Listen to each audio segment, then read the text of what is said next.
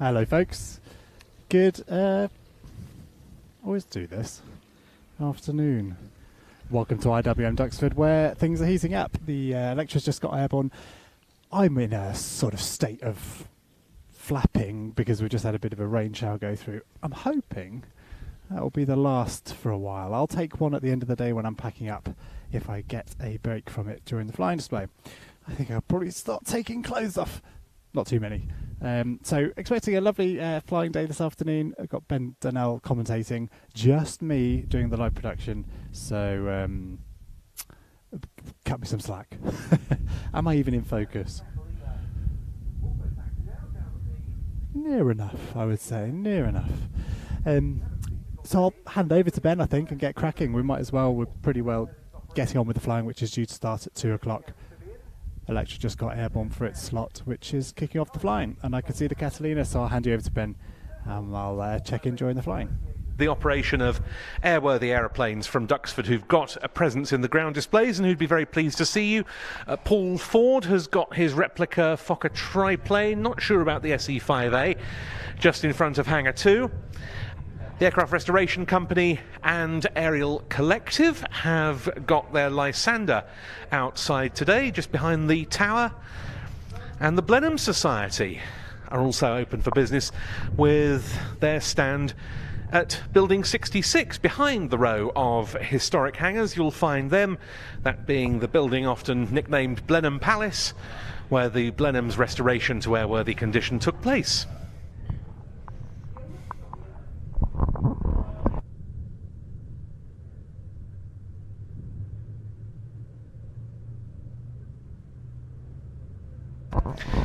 But as I've been saying, we are gathered here today to salute the exploits of number 19 Squadron, Royal Air Force, which took up residence here at Duxford upon being reformed 100 years ago this year. That was in April 1923. The unit had existed before that. It was formed within the Royal Flying Corps in 1915 and deployed to France using quite a motley array of different aircraft types at that point of the First World War.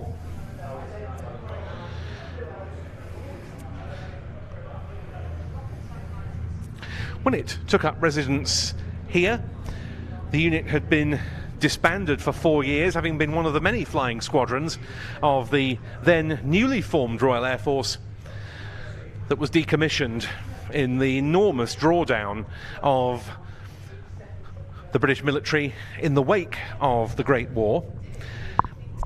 And when it came back into existence at Duxford in 1923, it was not actually as a fighter squadron at that point. 19 serving at that stage in the training role and being reformed effectively as part of number 2 Flying Training School, which was stationed here, flying the likes of the Bristol F-2B fighter and Avro 504K.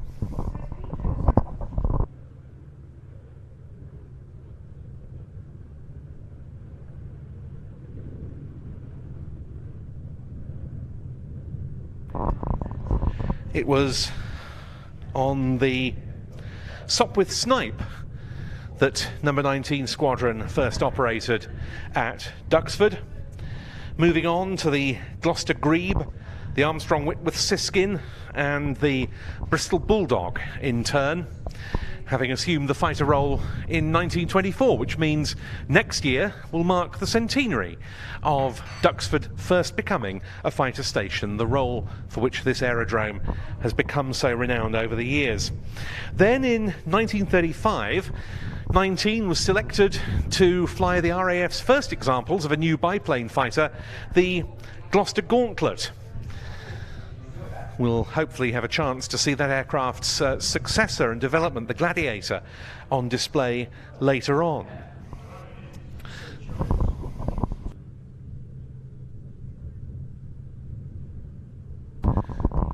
But of course the biplane fighter era was rapidly drawing to a close. And it was almost exactly 85 years ago this year, in early August 1938, that number 19 Squadron was selected to fly the Royal Air Force's first Supermarine Spitfires.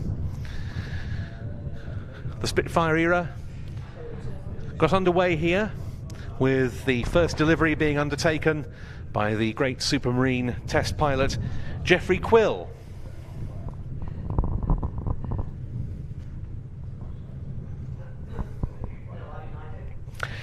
And of course, the advent of the new high-performance monoplane fighter was both a very exciting development for the Royal Air Force, but also inevitably, as with any introduction of any new aircraft type, brought its teething troubles.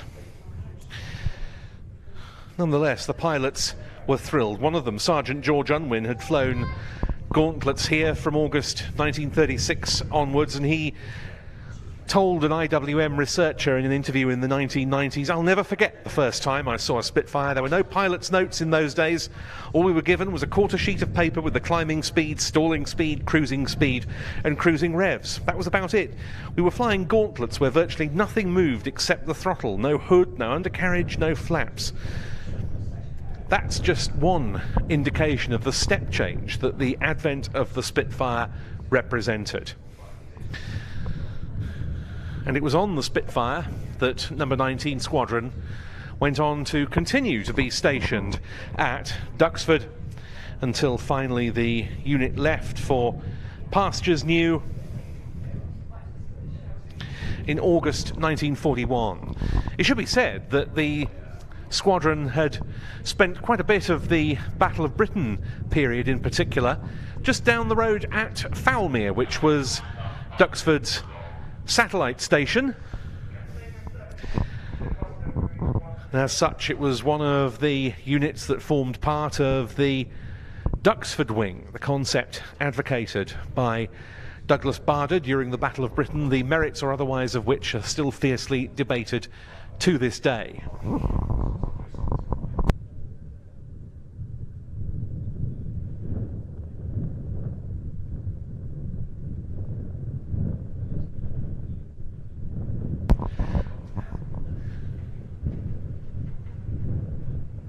'19 carried on flying Spitfires of various marks up to the Mark 9 until January 1944, when it converted to the North American Mustang.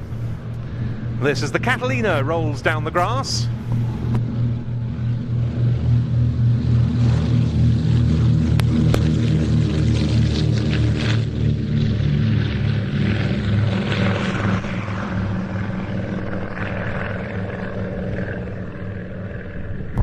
After the end of World War II, most of the frontline American types in RAF service were rapidly retired, so 19 made a brief return to Spitfires. The de Havilland Hornet, that highly exciting twin-engine fighter, superseded them, but the jet age couldn't be staved off a lot longer. For number 19 Squadron, it began with Gloucester Meteors in 1950. 6 years later, Hawker Hunter F6s came along, and then another huge jump in capability, rather akin to that was made from Gauntlet to Spitfire in 1938, when the English Electric Lightning arrived for 19 in 1962, and soon it was deployed as part of RAF Germany, stationed at Gütersloh on the Lightning, and then on the last day of 1976 transitioning to the McDonnell Douglas Phantom, stationed also in West Germany at RAF Wildenrath. And two squadrons of RAF Germany Phantoms, 19 and 92, just as they had on Lightnings, ruled the skies over Germany throughout the rest of the Cold War. The unit was disbanded as a fighter squadron in 1992, only to re-emerge that September as one of the tactical weapons training units on the BAE Hawk at RAF Valley, and it was on the Hawk that 19 saw out its days as a fighter squadron, relinquishing the Hawk T1 in favour of the then new Hawk T2 until it was disbanded on the 24th of November 2011. But you can't keep a good unit down. We have members of the modern day number 19 Squadron here at Duxford today. It was reformed in 2021, not as a flying unit, but this time with responsibility for radar control and surveillance within NATO Air Policing Area 1 and providing tactical control for the UK's Quick Reaction Alert, or QRA, Air Defence Force. The unit is headquartered at RAF Boomer in Northumberland, and it supports all sorts of joint exercises with tactical control and identification.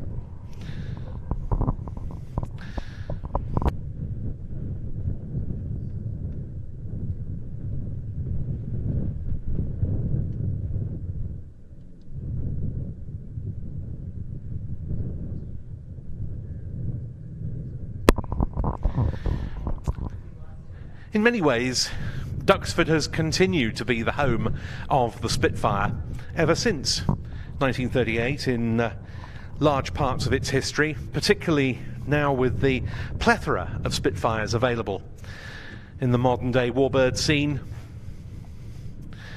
And that legend really started thanks to number 19 Squadron when it started operating the type 85 years ago, and it created an indelible bond, as events turned out, between aircraft and aerodrome.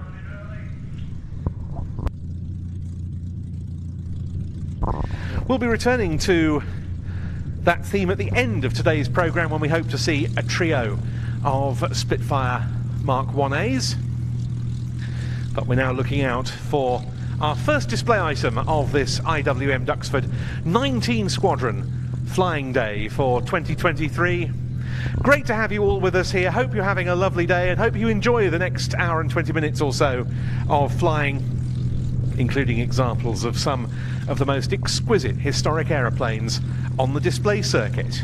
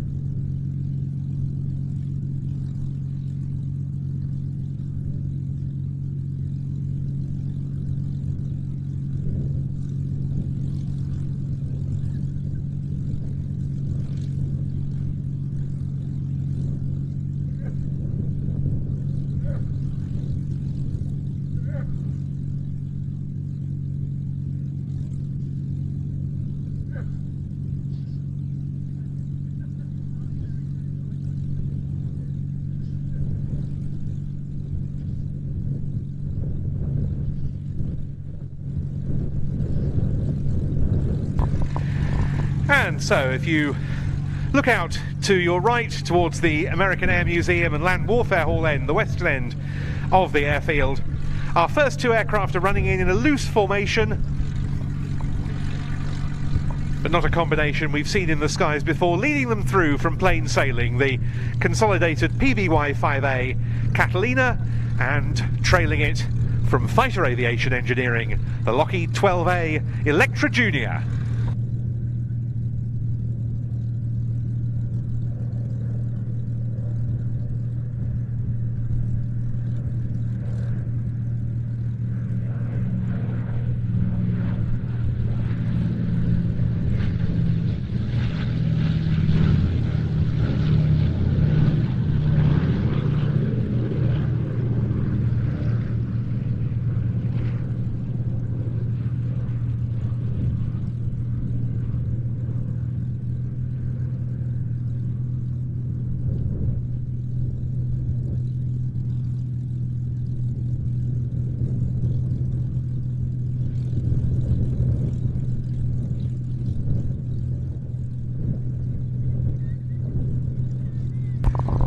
And so after that initial pass, the Electra Junior has gone back round to the north to await its individual part in the programme, leaving the skies clear for the Catalina.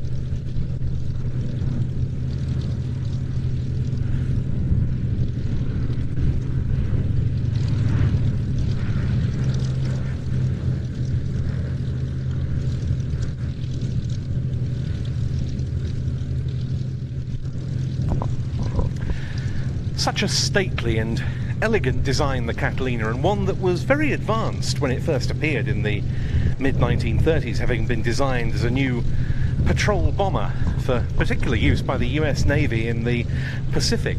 That enormous wing, which has a span of some 104 feet, is what's known as a wet wing, which means it incorporates fuel tankage, and that leads to a considerable weight saving, and also it helps clean up the lines of the aeroplane and mean that it's a much lower drag design. And further contributing to the lack of airframe drag are the retractable wingtip floats, which are currently in the up position, which of course are put down for landings on water.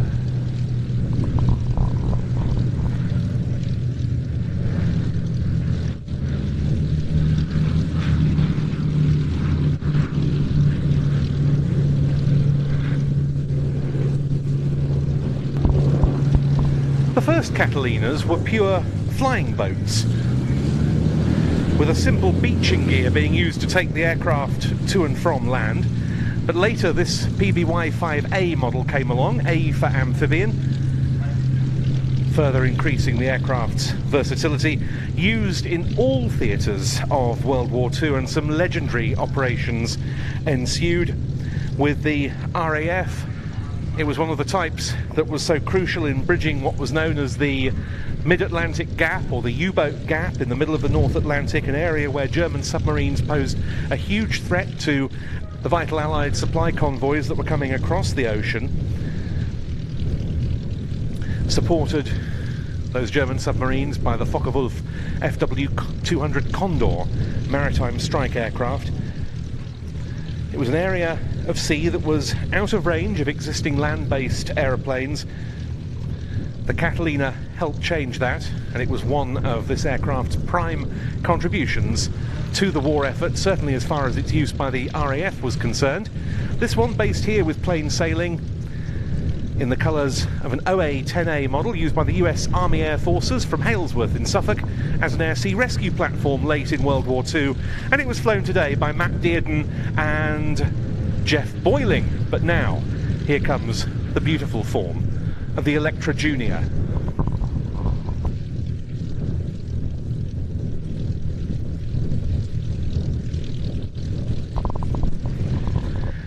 And this very aeroplane will be forever associated with one man, an Australian-born pilot, inventor, adventurer, and there are many other words you could ascribe to him, called Sidney Cotton. He was recruited by the head of the Secret Intelligence Service Air Section, Wing Commander Fred Winterbottom, as war clouds gathered in Europe. Winterbottom wanted to set up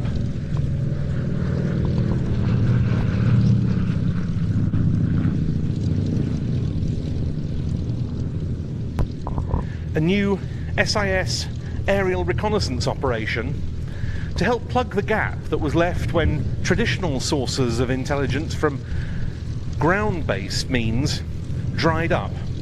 It started out as a bilateral agreement with the French.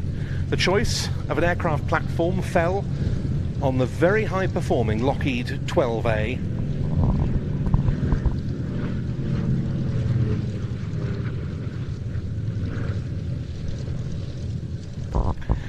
This one came to the UK in the spring of 1939. It was converted for the reconnaissance role with camera ports in the bottom of the fuselage, an aperture in the cabin door for a handheld camera, and further small camera ports in the wing leading edges between the engines and the fuselage. And this aircraft, wearing the registration it now carries again, Golf Alpha Foxtrot Tango Lima, was flown operationally by Cotton and his Canadian-born co-pilot flying officer Bob Niven in the run-up to war.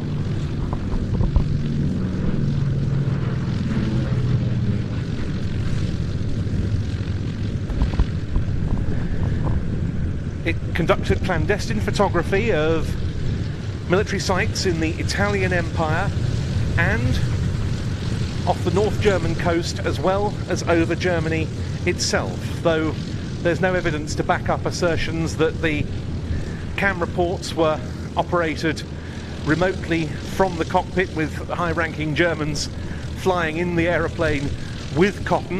In fact, the camera ports had to be taken off prior to each mission. This being some of the new evidence around this aircraft that's resurfaced as a result of its recent restoration.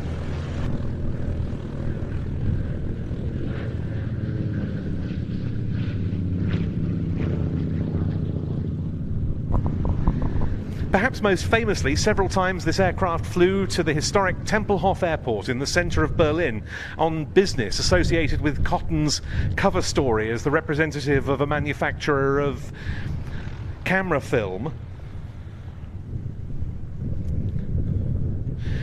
And its last visit to Berlin in August 1939 was connected with an abortive attempt to fly the Reichsmarschall Hermann Goering to the UK for peace talks, which of course never came to pass. The aircraft was later amalgamated into the RAF. It was damaged at Heston near London in September 1940 when a German parachute mine fell on its hangar.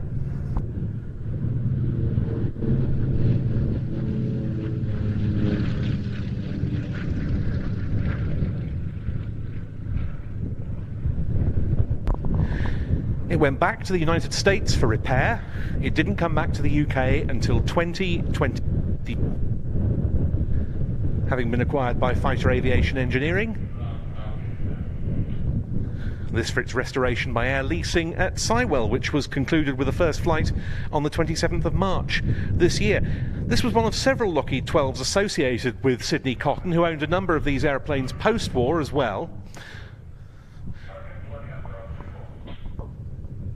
Final pass this time from the Electra Junior.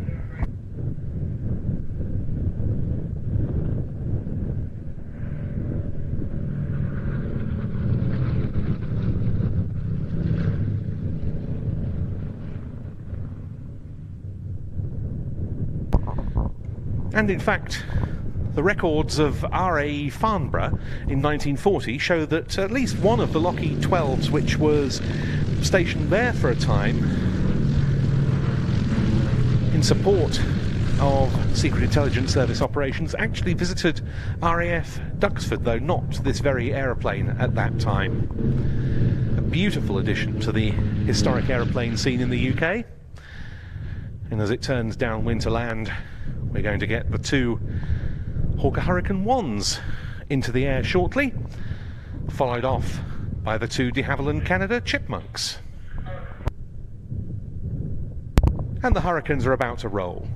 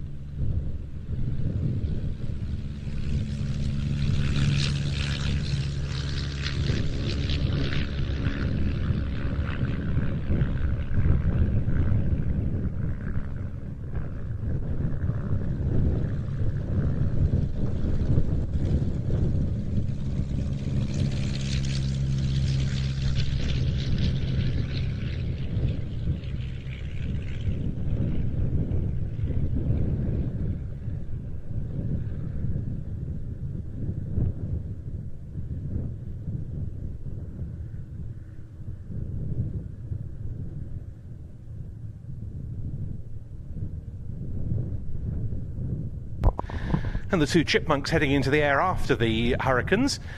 You'll note one of them might look a little unfamiliar, unless you've seen it here before, that is, a couple of years ago when we last had it in some Duxford events. That's the yellow one. A very rare example of the breed, more of which shortly. Meantime, the Lockheed 12A Electra Junior coming into land.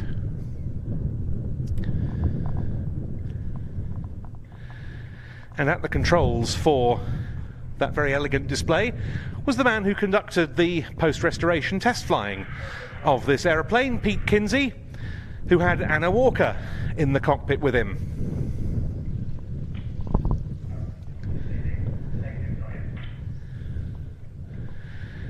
One very interesting aspect of the Lockheed 12, and you can see it quite graphically represented there, is how high the nose sits on the ground, which means the tail has quite a long way to drop during the landing roll, and it therefore slows down very, very quickly indeed.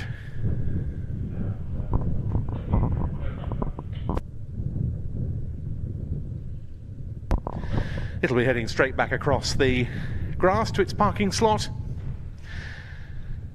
And then the Hurricanes will be next on, two Mark 1s. The lead aircraft of the two that got airborne from Fighter Aviation Engineering, flew during the summer of 1940 with number 245 Squadron, and was active during the Dunkirk evacuation, during which it crash landed after being shot down by a Messerschmitt Bf 109. The aircraft tailing it, the aircraft operated by Hurricane 501, and that reflects the fact that this aircraft was operated during the Battle of Britain by number 501 Squadron, but again only briefly shot down over Kent in September 1940 by a Messerschmitt Bf 109.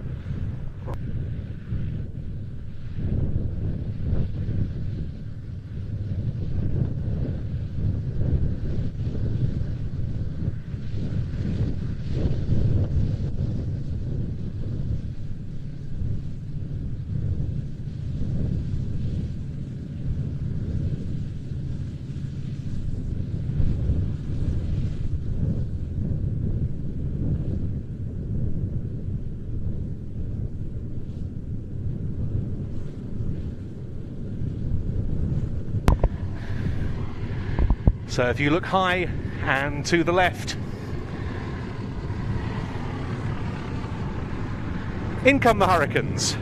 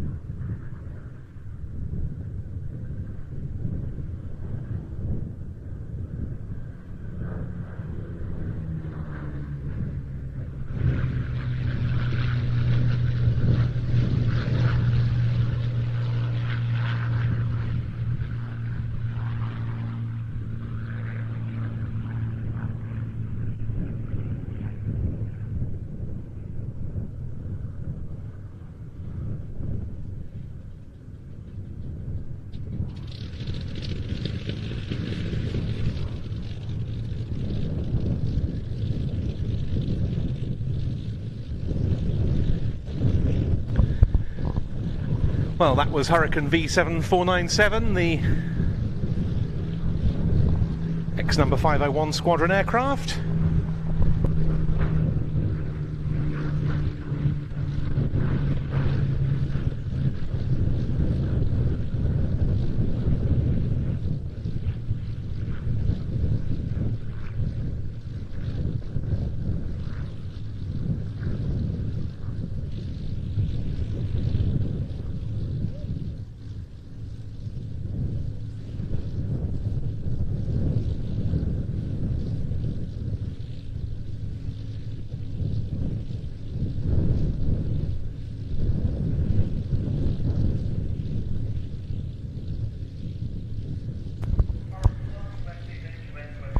And we're now going to be bringing in the other one of the pair, the aircraft from Fighter Aviation Engineering.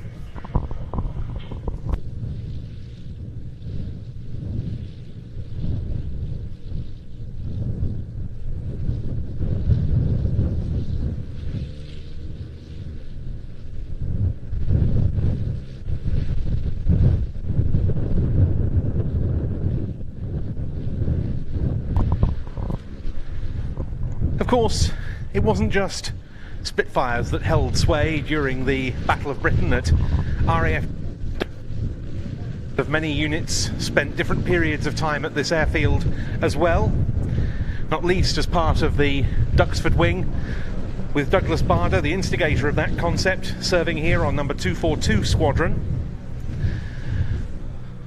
Also very notably number 302 Polish and 310 and 312 Czechoslovak squadrons and their airmen from those allied countries were resident here for different periods. But here comes our second Hurricane.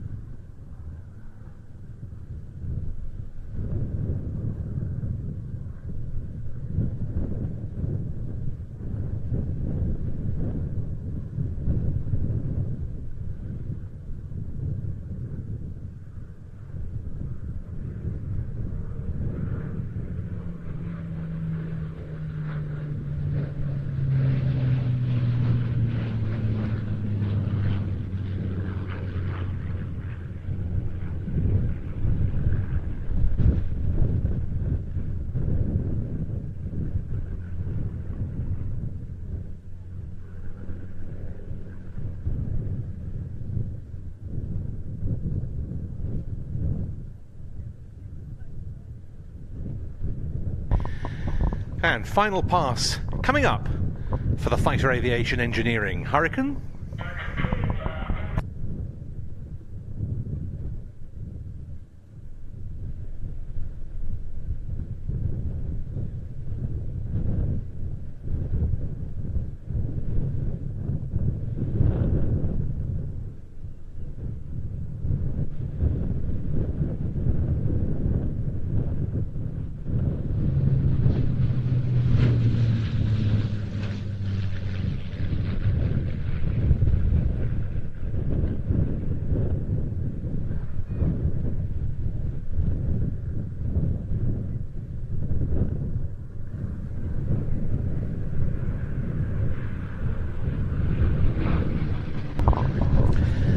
Even though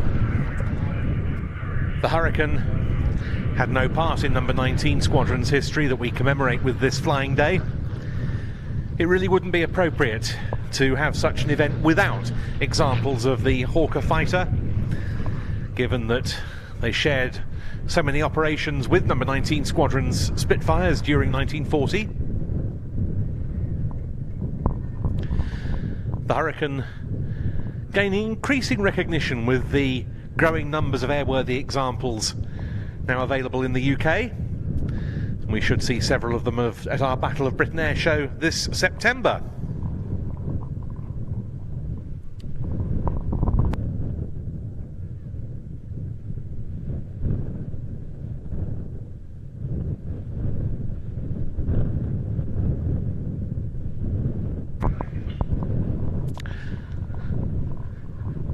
A very tough, defendable airframe,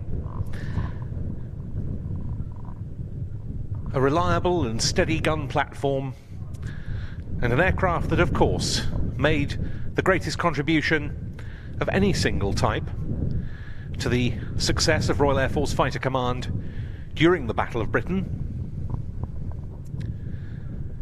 And it's always a privilege to see multiple examples in the skies over Duxford, where so many of these aircraft served during the Battle of Britain. There's the Hurricane 501 aircraft touching down first.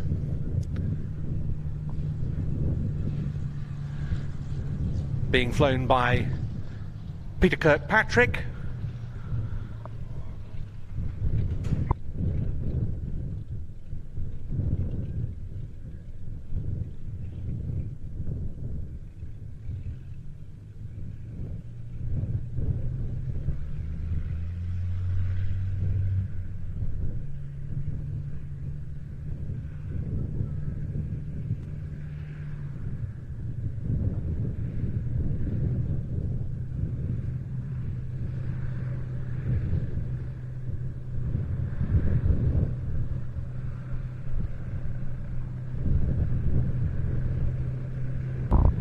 And as we wait for the second Hurricane to come into land, coming in over the motorway are a delightful pair of de Havilland Canada Chipmunks.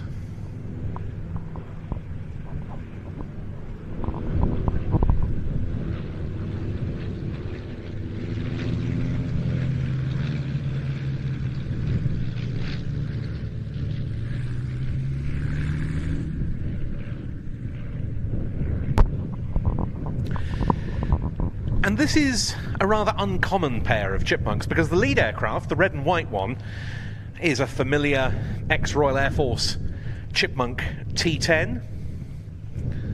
But the other example of this classic elementary flying trainer is a very rare one indeed, distinguished in particular by the different configuration of cockpit canopy. And this reflects the fact that it was by de Havilland Canada rather than de Havilland in the UK that the Chipmunk was designed, and that it was designed not just for the Royal Air Force as a de Havilland Tiger Moth replacement, but for the Royal Canadian Air Force as well. 217 were built in Canada, 735 ended up being taken on by the RAF, and the yellow Chipmunk here is a very rare ex-Canadian Chipmunk.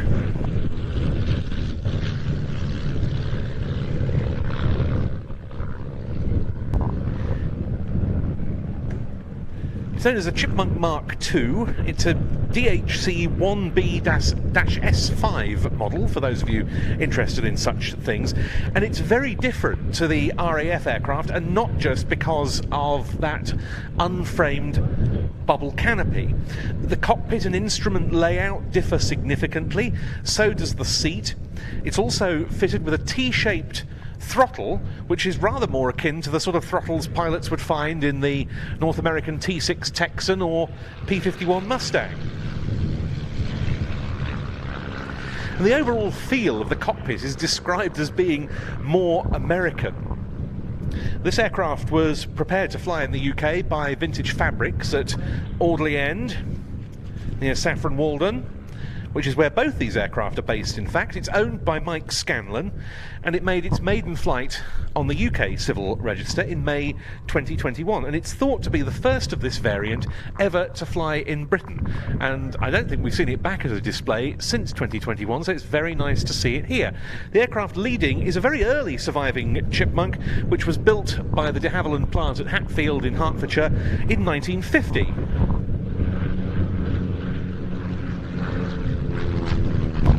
Oh, and that's a nice formation break.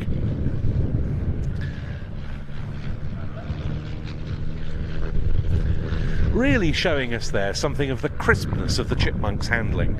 The red and white aeroplane has quite a bit of local history because it entered service in March 1950 with number 22 Reserve Flying School at Cambridge Airport. And it's today in the colours of number 2 Flying Training School, and specifically of their aerobatic team, the Blue Chips. This aircraft, the red and white one, entered service just a month after the first Chipmunks came into RAF use with the Oxford University Air Squadron at Kidlington.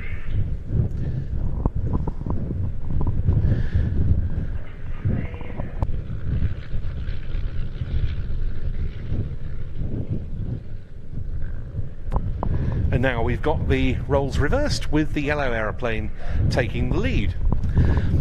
And a very nice break out there on the B-axis heading away from us. Early orders for the Chipmunk were quite slow because there were so many surplus wartime trainers still around when the first Chipmunk prototype made its first flight in Toronto in May 1946. And governments were basically out of money, a lot of them, to buy new aeroplanes.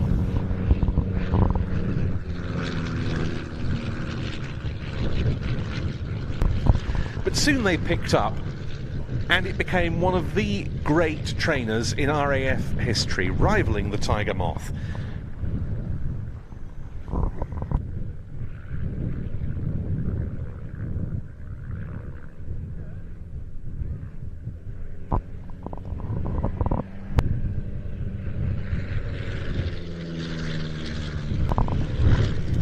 And quite apart from training, Chipmunks also saw some very interesting use with other elements of the RAF, particularly the RAF Gato station flight in West Berlin during the Cold War, conducting clandestine photo reconnaissance missions over the divided city and picking up a good deal of crucial intelligence on new Warsaw Pact military equipment at bases they were able to photograph in the Berlin control zone.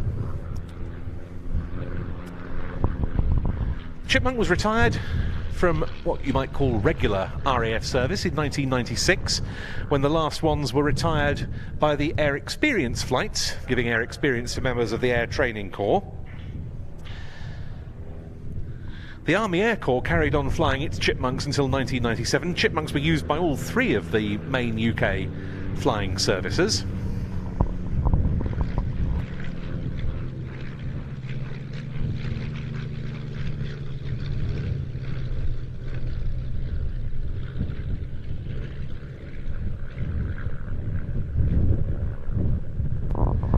But they carried on being used by the historic flights of all 3 services as well.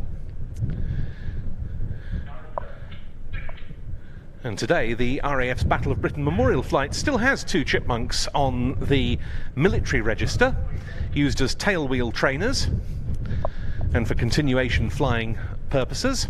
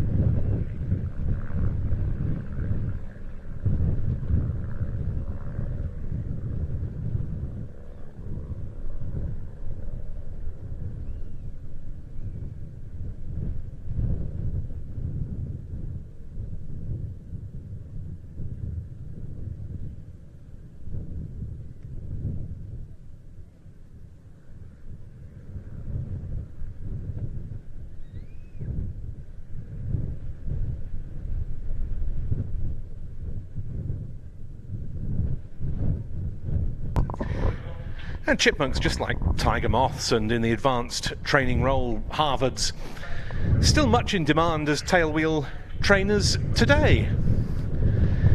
Now the two aircraft heading straight in towards us on what we call the B axis. That's the one at 90 degrees onto the main A axis, parallel to the runway for their brake.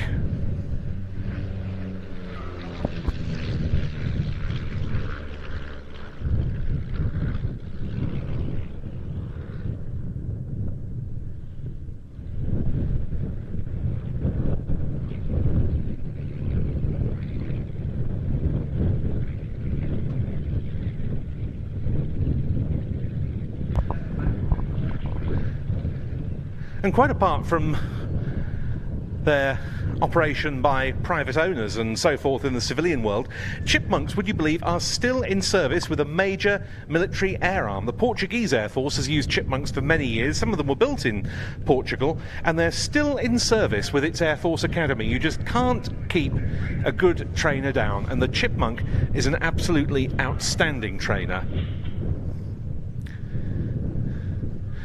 The Cap 232 getting airborne off the hard runway, that's our next item. Just getting airborne to position while we bring the two chipmunks in.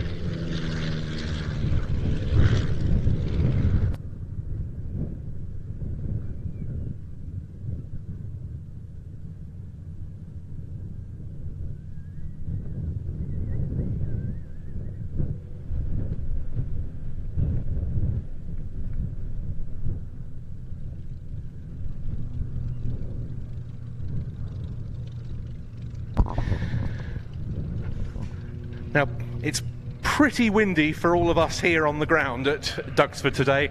It's even windier at the heights these aircraft are performing at, and I'm sure you'll agree that was a beautiful of those two chipmunks, flown for us today by Phil Hardesty and Alex Luton. Thank you so much, gentlemen. That was absolutely gorgeous. But now, going straight into her display, we have one of the best exponents and one of the most original exponents of unlimited aerobatics on the airshow circuit. This is Diana Britton in her Moudry Cap 232.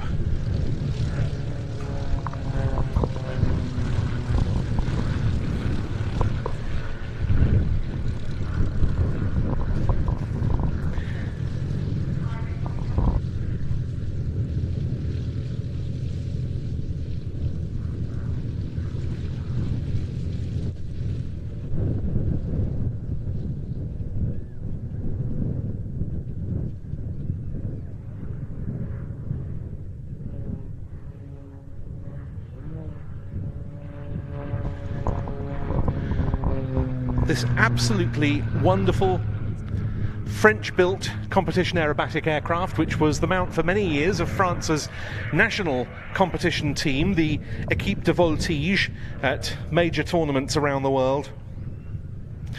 A 320 horsepower, 6-cylinder engine.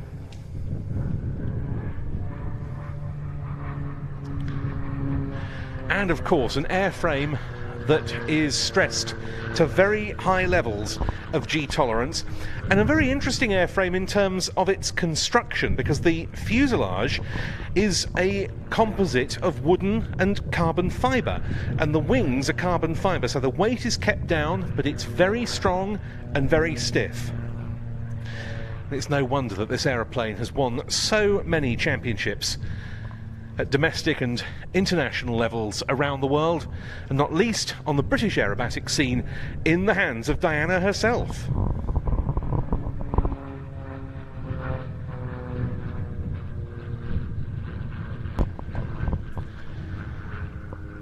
The aircraft is stressed to withstand between +10 and -10 G. It has a roll rate of 420 degrees per second and a rate of climb of 3,290 feet a minute. And one of the things the CAP 232 and Diana herself are particularly good at is what's known as gyroscopic aerobatics, making full use of the gyroscopic properties of the propeller. And Diana mixes some of those very complex gyroscopic figures, as we see there, beautifully and effortlessly with more standard aerobatic manoeuvres.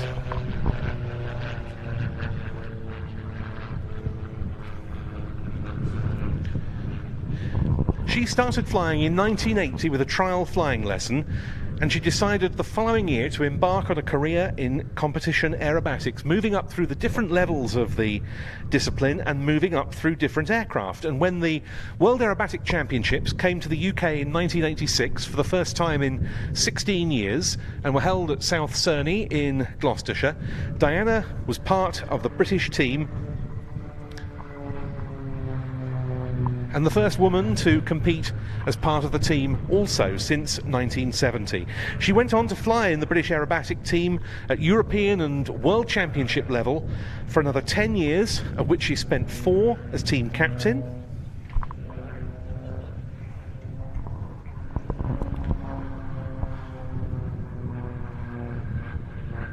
It was in 1995 that she became the first woman ever to take the British Unlimited Aerobatic Championship title. She's won many other titles in British aerobatics, and in 2021 came one of the greatest honours for her of all when she was awarded the MBE in the New Year's honours list for services both to aerobatics and to charity.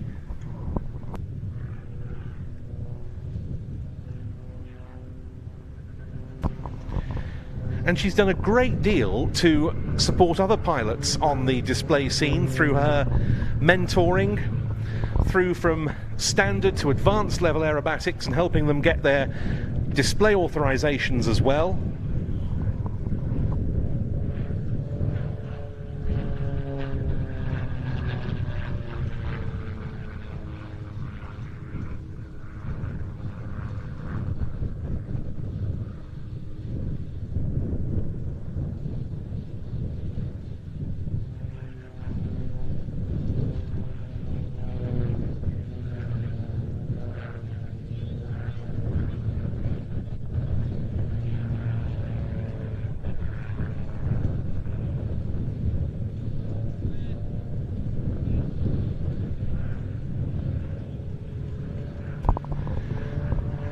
And just look at the crispness with which she flies all of these figures.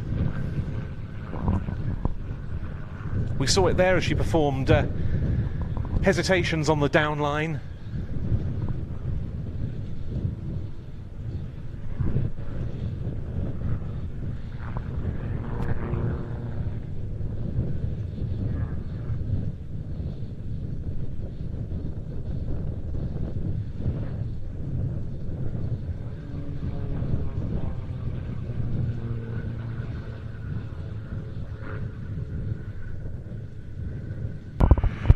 Coming in now for her last pass.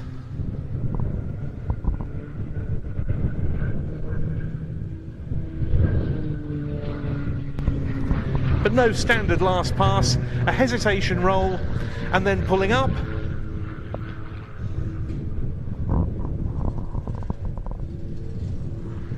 Slow rolling in the vertical.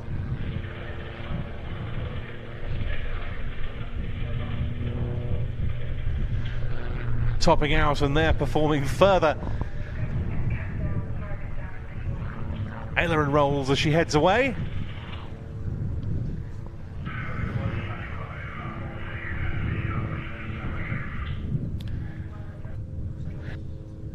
Wonderful aerobatic flying from one of the longest standing exponents on the circuit. We're going to get her into land, and we've also got the other one of the two Hurricanes into land. That aircraft has just been off to cool its engine. It's something you see quite often with Hurricanes at air displays.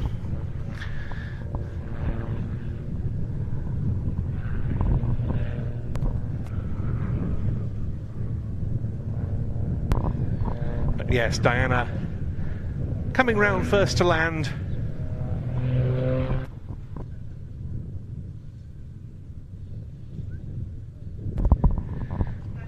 You can see there she's turning inside Duxford Village, Duxford Village being a void area for all flying from this airfield. You'll see some of the higher performance aircraft, larger aircraft, deciding to go round the back of the village before they turn finals to land, but Diana's aircraft turn inside and bringing it in to land on the hard runway, Diana Britton with the Mudri Cap 232. Oh, thank you very much, everyone.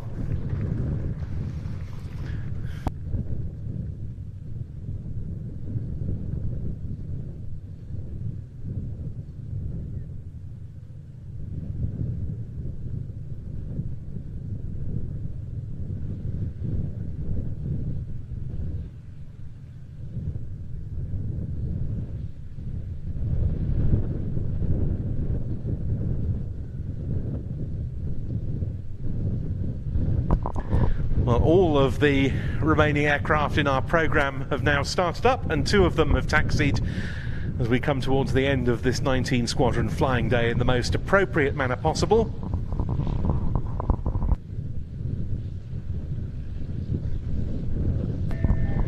As Diana Britton brings the cap back into the flight line, and then once she's clear of the grass runway, we'll get the Fighter Aviation Engineering Hurricane into land.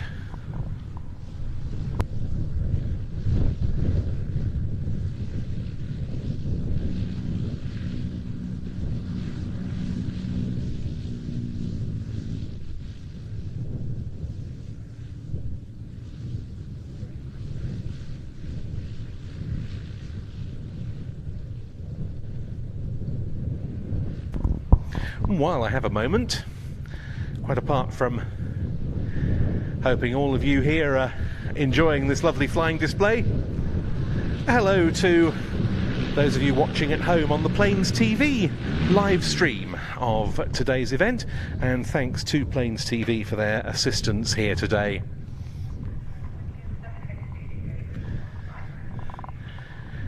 If those of you watching at home have never been to one of the Duxford flying days as opposed to air shows before they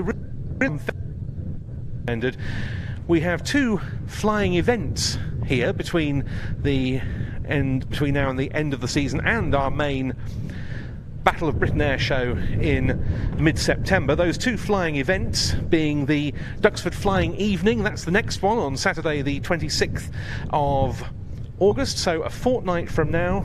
A splendid occasion that's going to be, and the other one, our spectacular end of season 50th anniversary flying finale, marking 50 years to the day since the first IWM Duxford Air Show, and there's a great deal of merchandise you can buy around that theme, notably in the museum shop up near the airspace hangar today, and online from iwm.org.uk, and that's also where you can go to buy tickets for all of those flying events and other special events here. Gabriel Barton then bringing the Fighter Aviation Engineering Hurricane into land. Gabriel, it's great to see him flying some of the higher performance warbirds that are operated by the air leasing stable from Sywell and Duxford, because he has been a regular sight in shows at Duxford over the years for a long time, flying as one of the members of the Yak 50 equipped Aerostars aerobatic team that entertained us so grandly over their many seasons on the circuit.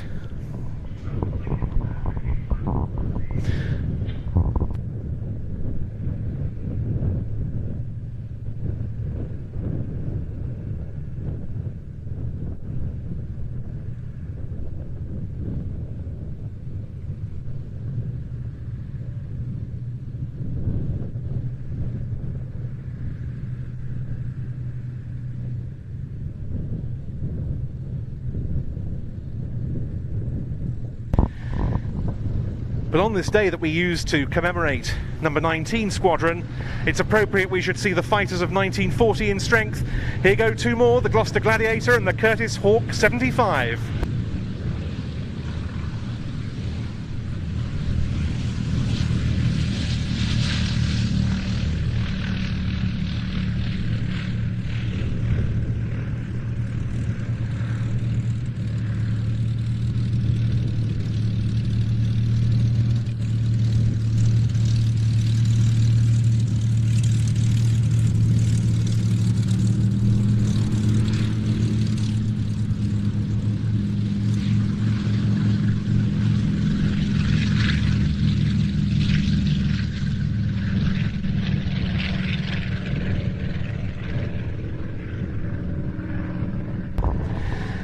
And quite apart from the close link between the Gladiator and its predecessor, the Gloucester Gauntlet, which was flown before the Spitfire by number 19 Squadron from Duxford, 19's Spitfires, including N3200, the IWM's example, which is going to lead the trio that are going to get airborne shortly and close our show today, were of course much involved in operations over France during 1940, and particularly the evacuation of the British Expeditionary Force from Dunkirk. And the two aircraft that have just got airborne, the Gladiator and the Hawk 75, are also representative of Allied air operations over France in 1940.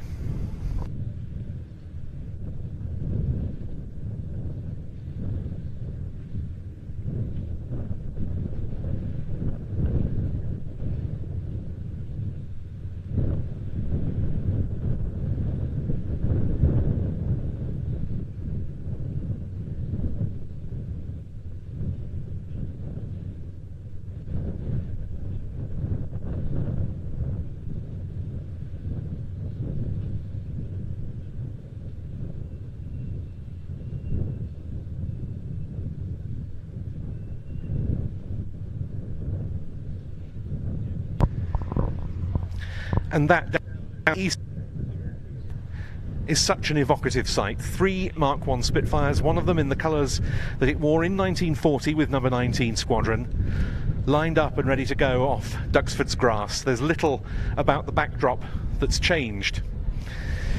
Of course, the motorway wasn't there, nor was the hard runway. And here they go on the roll, the 3 Spitfire 1As.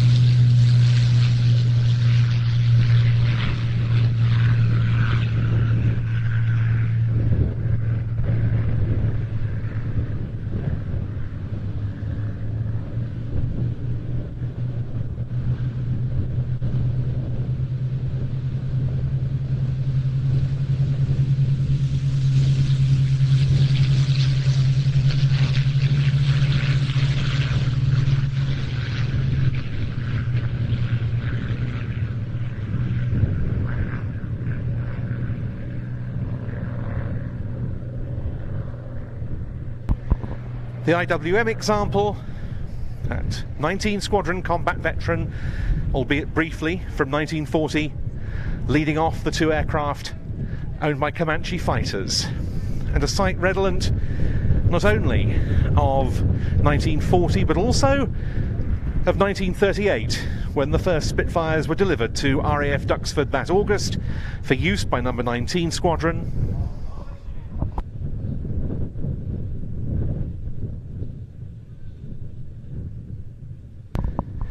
And a year in which the type made its in-service public debut not that far from here, on the 14th of October 1938, at the opening of the then new Cambridge Airport.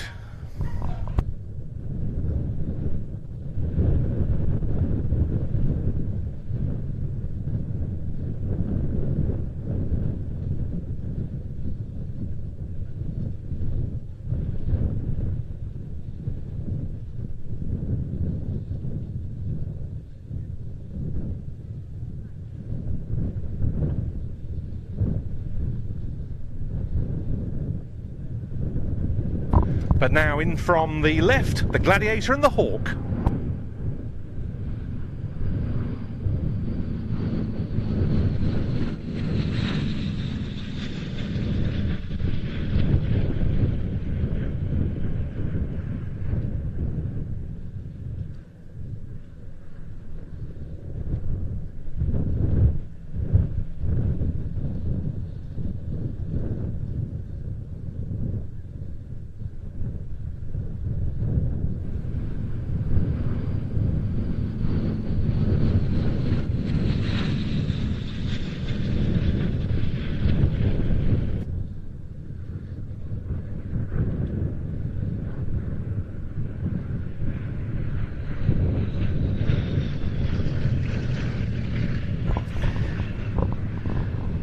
The Gladiator that's performing first, the RAF's last new biplane fighter, was designed by the Gloucester team under the leadership of Henry Folland as a private venture evolution of the earlier Gloucester Gauntlet, and that, as I say, is an aircraft with its own Duxford history. The Gauntlet entered service here with number 19 Squadron in 1935. The Gladiator, a development of that type, more powerful than the Gauntlet with a later version of the Bristol Mercury radial engine. They altered the wing strut configuration to reduce drag, they revised the undercarriage, and crucially they gave the aircraft an enclosed cockpit, and in fact it was the first RAF fighter, the Gladiator, to enter service with an enclosed cockpit.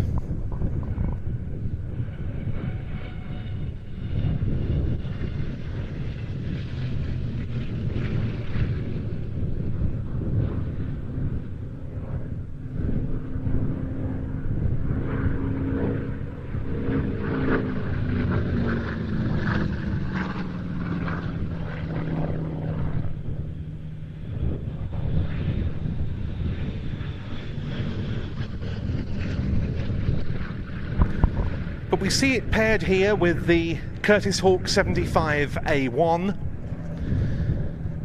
as representatives of the Battle of France, which preceded the Battle of Britain in 1940.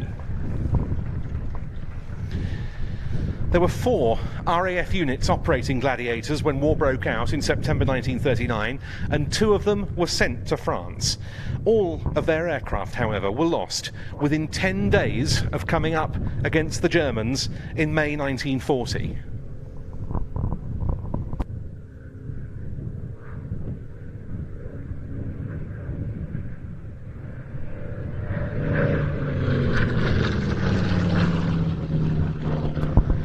It was one of the indications of the way in which the era of the biplane fighter was coming to a close, in spite of the fact that Gladiator pilots went on to perform heroically in so many other theatres, perhaps most notably in Norway, in Greece, in North and East Africa, in the Middle East and Malta.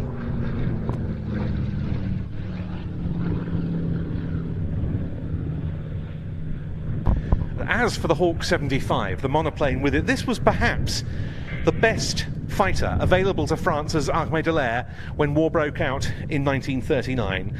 An American design, of course, which made its first flight in May 1935. It was soon obsolete in service with the US Army Air Corps and later Army Air Forces. But it was a very significant machine indeed in French military aviation history in the Second World War.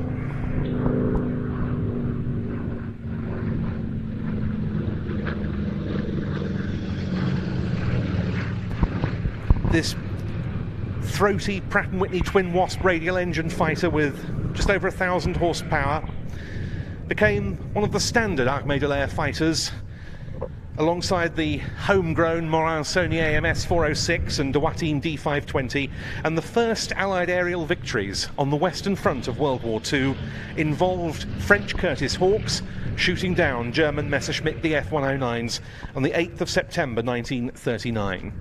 7 Hawk 75 pilots of the Armée de l'Air went on to achieve ace status.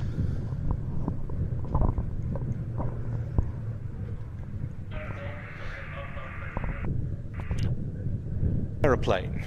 the issues were that the Armée de l'Air was tactically and strategically inferior in some ways to its aggressor and outnumbered by the Luftwaffe, even when the RAF's presence in France was added in. On the individual level, the French pilots and their aeroplanes were extremely capable. This one is a Battle of France veteran of the Armée de l'Air, and it went on to serve with the air arm of the German supporting Vichy French regime, the Armée de l'Air d'Armistice, as it was known, making this one of the very few airworthy warbirds in the world to have seen combat on both the Allied and Axis sides. The Model 75, incidentally, also used by the RAF as the Curtiss Mohawk. The RAF receiving a number of examples that were destined for France but which weren't delivered by the time France fell in 1940 and were instead diverted to the RAF.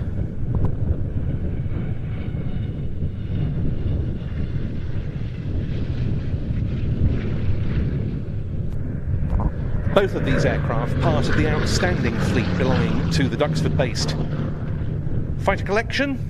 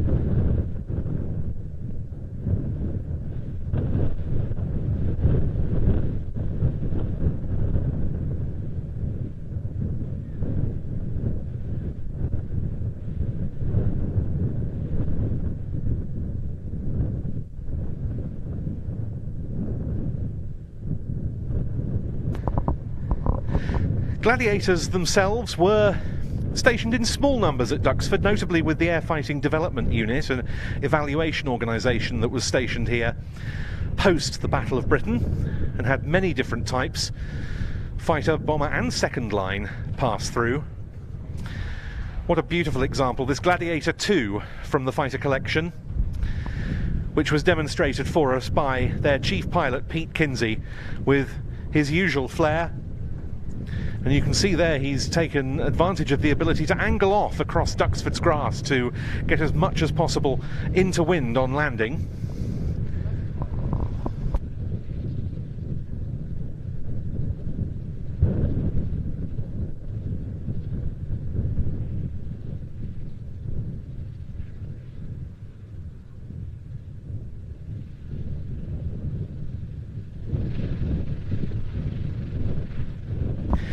And he's followed in by Rolf Meum, the great Norwegian warbird pilot, with the Hawk 75.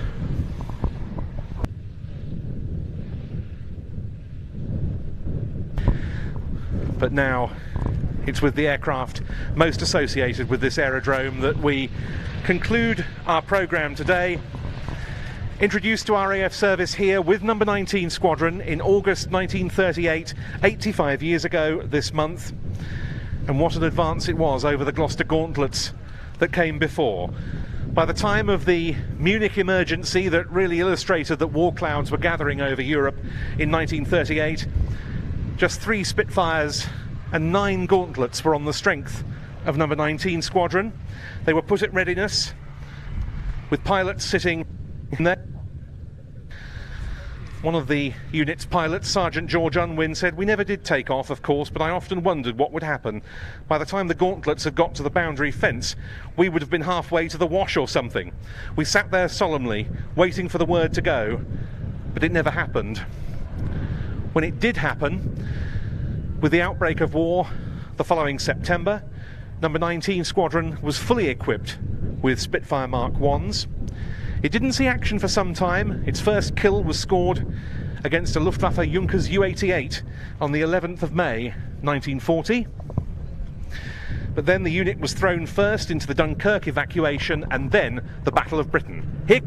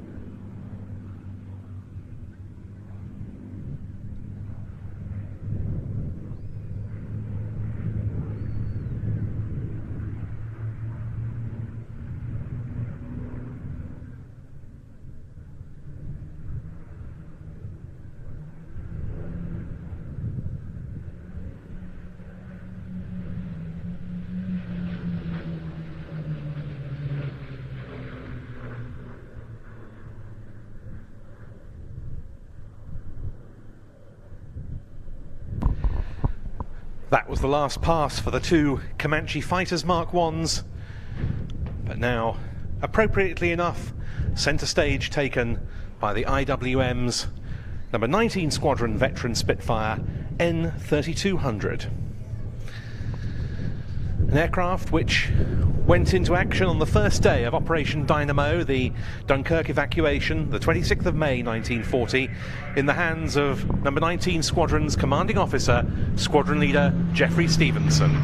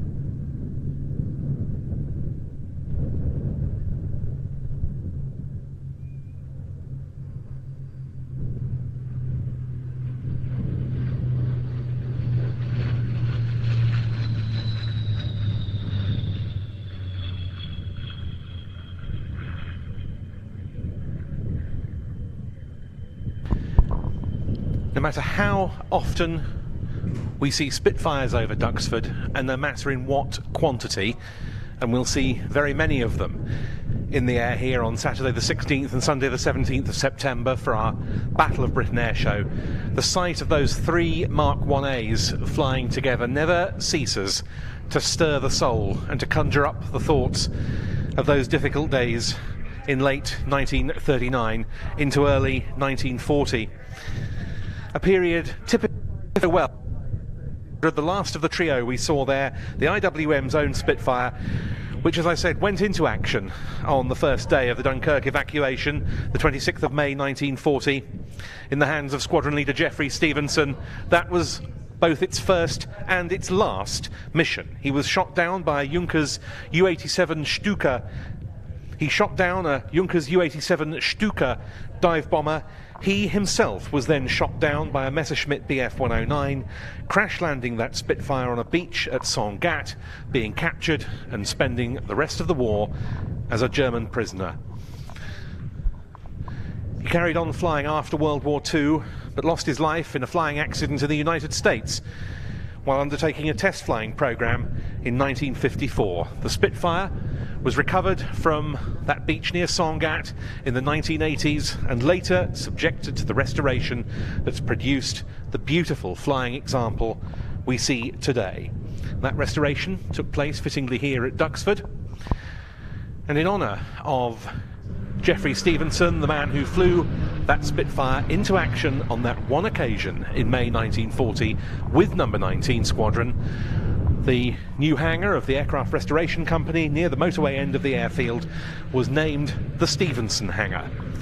And how fitting that that aircraft should close our flying display today. And I very much hope that it was particularly enjoyed by the members of the present day number 19 Squadron down from their base at RAF Boomer, who've spent the day with us and who've been especially welcome at this flying day, saluting their famous unit. And with that number 19 Squadron Spitfire 1A, we bring our flying programme to a close.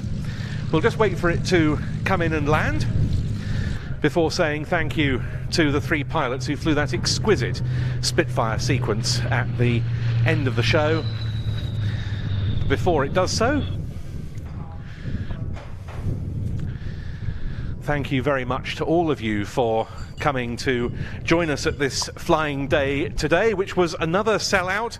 So we're very grateful to you for that and for coming to support IWM and for coming to pay tribute to the fighter squadron most associated with this aerodrome. Don't forget those dates for upcoming shows. A fortnight from now, Saturday 26th of August, the Duxford Flying Evening. Saturday 16th, Sunday 17th of September, the Battle of Britain Air Show. And Sunday the 14th of October, Saturday rather, the 14th of October for the 50th anniversary flying finale, bringing the air show season here to a conclusion. Many other events, of course, at Duxford. You can buy the advance tickets for those flying events and the Battle of Britain Air Show online at www.iwm.org.uk. Also, a quick reminder that there's the Duxford Air Show's 50th anniversary merchandise to buy. Some very high quality products indeed, t-shirts, a publication and many others. They can be bought from the museum shops up near Airspace and the shop marquee, which I forgot to mention earlier, just behind us here in the control tower.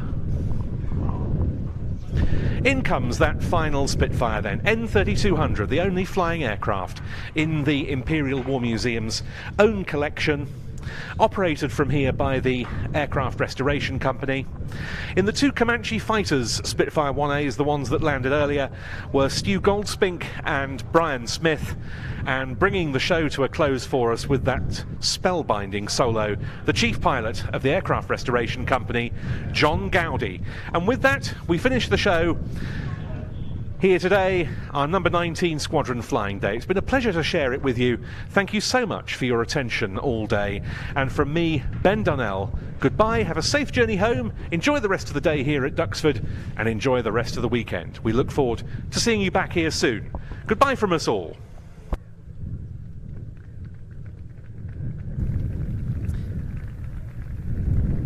And a big thank you from me too to Ben for providing some excellent airshow commentary throughout that flying day here at Duxford.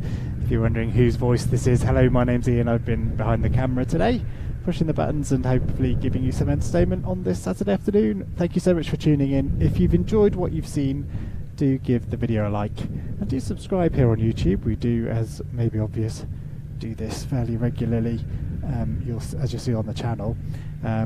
Plenty here at Duxford, but elsewhere, and we've got lots coming in September, not least some of those shows that Ben was mentioning, and namely the Duxford Battle of Britain Air Show, which will be available to view on our streaming service. That's at watch.planestv.com. That's our sort of paid subscription channel that basically justifies me coming out and doing these free to view streams. So thank you very much if you're a subscriber over on watch.planestv.com. Hugely grateful for all the paying viewers of that service. So if you do subscribe now, you'll get access to the June Air Show here at Duxford and also the Royal International Air Tattoo, which took place back in July. But of course, do subscribe here on YouTube, and you can become a channel member as well if you'd like to. I saw Monty was gifting subscriptions earlier today. Thank you again for that, Monty. Very, very much appreciated. And thank you to all of you who are members on the service, encouraging me to come out here and do more of this. Not that I need an excuse. Some exquisite flying today. Love the chipmunks. A fabulous finale, as Ben said, of these Spitfires. Right, as the aircraft disappears there, I'll poke and prod another camera into life, see if it's even vaguely in focus, and wave at you, because that feels appropriate, to actually appear on camera and say goodbye. Oh goodness, so dark. Something like that. Well, that's probably hopelessly out of focus, but really appreciate you tuning in. Justifies coming out here, of course. 3:30. Couple of hours to pack down, and it's back to a few more days holiday. As viewers of the old Buckingham stream will know, I'm interrupting holidays to come and film aeroplanes. Not that it's, as I say, any chore. Lovely day today. Well, I'll say goodbye, I think, and wish you all a happy Tuesday, Saturday afternoon and the rest of your weekend. Some lovely flying here at Duxford. We'll be back in a couple of weeks' time for the evening's flying display, which was absolute magic last year. I'm hoping to bring a slightly bigger crew than I've managed today, which is just me. So we'll have a bigger crew, and I'm about to have a chat with Ben about some of the things we might do to enhance that broadcast. So do subscribe, you'll get a notification of that, and there's also a link to the email newsletter, and one day I'll remember to send one out. So I'm not regularly spamming you. This is generally once a week if I can manage it. Send a little update about some of the shows that we're covering. So yeah, thanks again. Thanks for tuning in, and I'll see you again in 2 weeks' time. Don't forget to like this video, subscribe, and tune in again in 2 weeks at Duxford. Thanks very much. Bye bye.